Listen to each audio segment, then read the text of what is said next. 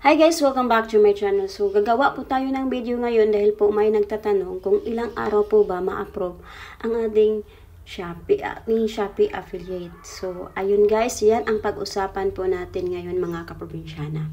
Ayun guys, pupunta lang po tayo ng Shopee para pupunta po tayo sa payment settings. Then i-click po natin yan. Sundan lang po natin ang video. At dito na po tayo sa payment settings. I-click lang po natin ang payment settings.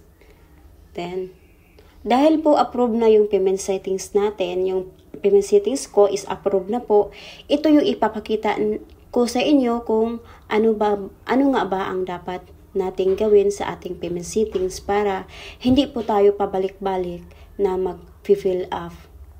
Ayan na guys, mag-start na po tayo. Ang ilagay po natin dito sa account type is local individual, then adult, then beneficiary full name is yung pangalan natin kung ano ang nakalagay sa ating ID. Dapat yun po kung ano ang nakalagay sa ating ID. Example, may middle name at saka full name, lahat po kung ano ang nakalagay doon, yun po ang dapat ilagay natin. Example, yung middle name mo, kung ano lang yung example, sa akin is M. Or yung middle name is full, middle name paglagay, yan po is dapat po ilagay natin ang full. Then beneficiary po number, tapos primary bank account, then kung ano yung bank natin. Ang maganda po is, ang gagamitin lang po natin ng primary at secondary is pwede po C-Bank lang po. At pwede nyo pong gayahin yung address dito po. Kasi lahat po ng online bank sa C-Bank, parehas lang po tayo ng address. Kahit saan po, parehas lang po tayo ng address. Dito na po tayo sa bank account name. Kung ano yung nakalagay natin na ID, dapat yun po ang nakalagay po. Hindi pwede, hindi parehas. So, then bank account number, then proof of bank account ownership. Ang nilalagay ko kasi sa proof of account ownership is pwede yung dashboard natin sa C-Bank. Yun po ang ilalagay po natin. Then after sa proof of account ownership, then secondary bank. Ang ginamit ko kasi is BDO dito. Pero kung wala po kayong ibang bank, pwede naman po yung C-Bank. Kung ano yung nilagay natin sa primary, yun din po ang ilalagay natin sa secondary. Kasi yung isa kong account, yun ang ginagamit ko.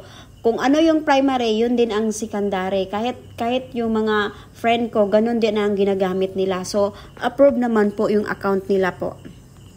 Ayan, kung gusto nyo naman ibahin yung yung bank account sa secondary, kung gusto nyo lang po na may bangko po kayo ng iba or BDO, ito lang po. Ang ilalagay natin sa bank name is Banco de Oro. At saka kung saan po natin binuksan yung ating BDO. Sa akin kasi is sa EDSA. Tapos ano yung address, tapos ano yung account name. Dapat po magkaparehas po lahat ng account name. Kung ano yung ginamit natin sa primary, tapos sa secondary, parehas lang din po. Then, ang proof of bank account ownership, ang ginamit ko is, pinicturan ko lang yung yung video ko, then, yun lang po. At dito na po tayo sa tax info. Kahit wala po tayong T-number o BIR, pwede po tayo mag-apply ng affiliate. Kahit ano po, ang ilalagay lang po natin is no doon, tapos beneficiary permanent address, kung ano yung address nga nakalagay sa ating ID, tapos primary valid ID. Tapos non-vitable po ang ating ilalagay sa baba, yung tax registration.